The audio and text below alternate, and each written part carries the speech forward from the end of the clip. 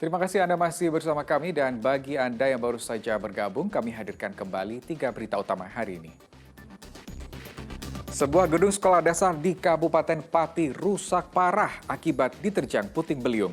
Para siswa terpaksa belajar secara daring. Sopir dan kernet bus wisata yang terjun ke jurang di kawasan wisata Guci Kabupaten Tegal ditetapkan sebagai tersangka. Tersangka pembunuhan terhadap bos depot isi ulang air minum di Kota Semarang yang jasadnya dicor semen meminta maaf kepada keluarga korban.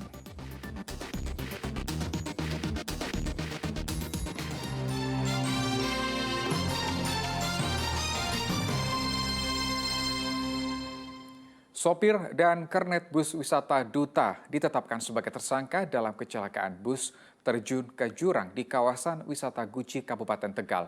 Keduanya dinilai lalai karena tidak berada di ruang kemudi sehingga bus meluncur bebas ke jurang dan menyebabkan 2 penumpang meninggal dan puluhan lainnya luka-luka. Kepolisian Resor Tegal menetapkan sopir bus Duta Wisata Romiani dan kernet Andri Yulianto sebagai tersangka dalam kasus kecelakaan maut bus terjun ke jurang di kawasan wisata Guci, Kabupaten Tegal hari Minggu lalu. Dalam keterangan pers yang dihadiri KNKT, agen pemegang merek bus dan Dinas Perhubungan Kabupaten Tegal, kedua tersangka dianggap lalai karena tidak berada di kemudi saat kecelakaan terjadi pada hari Minggu lalu. Penetapan tersangka berdasarkan keterangan hasil visum korban luka dan meninggal. Dari keterangan kedua tersangka, mereka berada di luar bus, lalu bus tidak diparkir di tempat yang semestinya dan tidak mengganjal roda bus. Padahal keduanya tahu tempat parkir kondisinya menurun. Pengemudi dan kernet bus tersebut menjadi tersangka, mengingat mereka berdua telah cukup bukti, dengan pasal yang kami sangkakan, yakni pasal 359 kalau pidana. Keduanya langsung ditahan dan dijerat pasal 359 KUHP tentang kelalaian yang menyebabkan korban jiwa. Sebelumnya, KNKT merilis penyebab utama kecelakaan akibat adanya daya yang lebih besar dari kemampuan handbrake atau rem tangan sehingga bus meluncur ke arah jurang.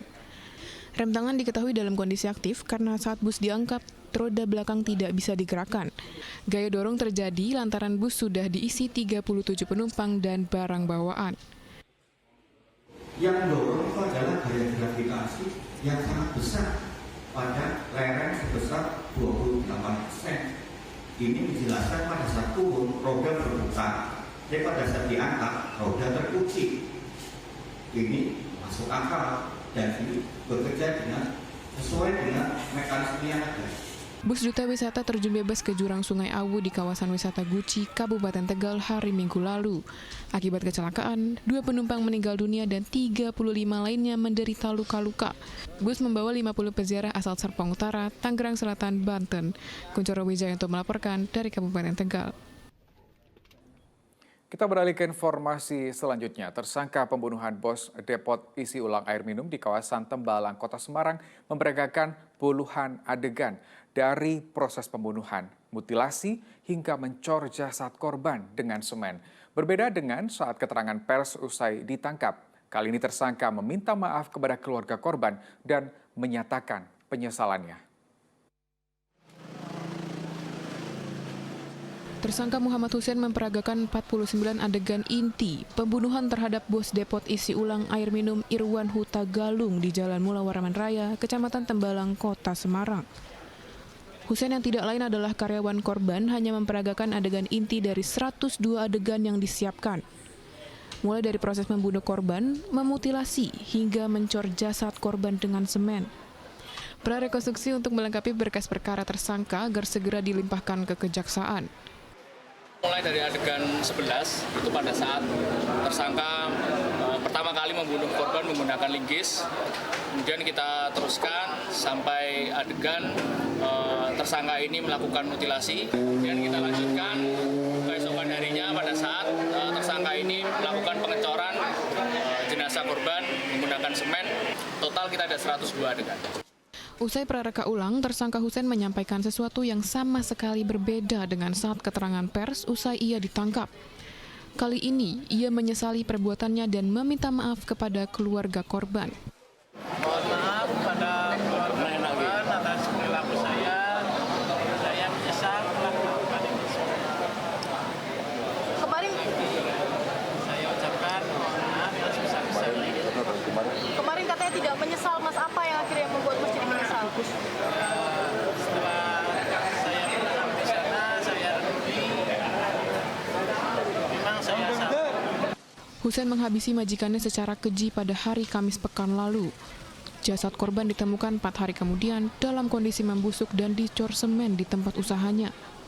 Husein dibekuk polisi dari kediaman orang tuanya di Kabupaten Banjarnegara. Ia mengaku sakit hati lantaran kerap dipukuli korban. Husein dijerat pasal pembunuhan berencana dengan ancaman minimal 20 tahun penjara. Agus Hermanto melaporkan dari Kota Semarang. Seorang pria lanjut usia ditemukan tewas di kamar indekos di Kelurahan Sokanegara, Kecamatan Purwokerto, Banyumas. Polisi masih menyelidiki penyebab kematian korban lantaran mulut korban mengeluarkan darah. Korban berusia 61 tahun sempat hilang selama 2 hari sebelum ditemukan tewas di kamar indekos. Penghuni lain curiga lantaran korban tak kunjung menampakkan batang hidungnya sehingga akhirnya mendobrak jendela kamar. Polisi yang mengidentifikasi jasad menemukan darah korban dari hidungnya. Namun dari hasil pemeriksaan medis tidak ditemukan tanda bekas kekerasan pada tubuh korban. Meski demikian, polisi tetap menyelidiki penyebab kematian korban. 2 hari tidak ada aktivitas. Setelah 2 hari tidak ada aktivitas, mungkin korban dikira mungkin kenapa temannya sekos langsung buka pintu, ditemukan sudah meninggal. Didobrak pintunya. Jendela dari jendela ditemukan. Kita ke informasi lain. 2 remaja putri yang merupakan kakak beradik di Kabupaten Banyumas menjadi korban perdagangan orang yang dilakukan oleh bibi mereka sendiri. Kedua korban dijual seharga 300 hingga 400 ribu rupiah untuk sekali kencan dengan pria hidung belang. Perempuan berinisial C, berusia 21 tahun ini seharusnya menjaga 2 keponakannya, kakak beradik berinisial P 16 tahun dan F 13 tahun. Namun ia justru menjerumuskan keduanya ke dunia prostitusi. Atas ulahnya, tersangka dibekuk tim reaksi cepat Satuan Reskrim Polresta Banyumas. Tersangka diduga menjual 2 keponakannya yang masih di bawah umur kepada pria hidung belang. Tersangka mematok tarif antara 300 sampai 400 ribu rupiah untuk sekali kencan di sejumlah hotel di kawasan Batu Raden. Dari uang kencan itu, tersangka mendapat sebagian dan sisanya diberikan kepada kedua korban. Kasus terbongkar atas keberanian kedua korban melapor ke orang tua mereka.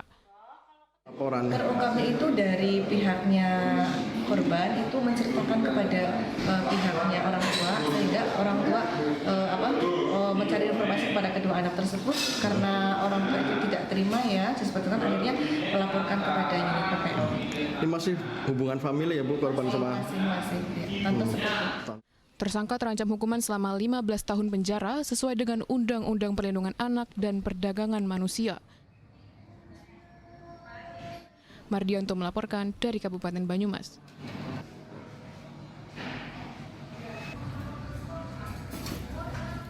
Nah, yang satu ini, maling spesialis rumah kosong digerebek polisi di Kabupaten Banyumas.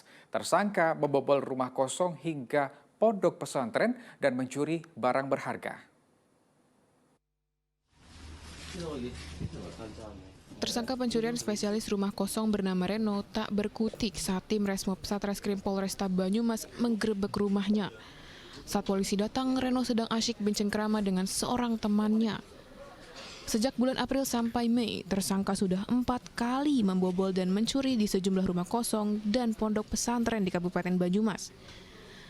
Tersangka mengincar barang berharga seperti laptop, ponsel, hingga sepeda motor. Dari hasil pemeriksaan polisi terungkap, Reno adalah residivis kasus pencurian pada tahun 2020 lalu. Polisi masih memburu 2 orang yang merupakan kawanan tersangka. Pelaku pencurian rumah kosong tersebut di wilayah Banjar Kembang ya, di daerah Purwokerto kita menangkap 1 pelaku. Kemudian 2 pelakunya masih berstatus DPO dan hasil pemeriksaan bahwa pelaku ini ternyata residivis, pencurian khusus di rumah kosong.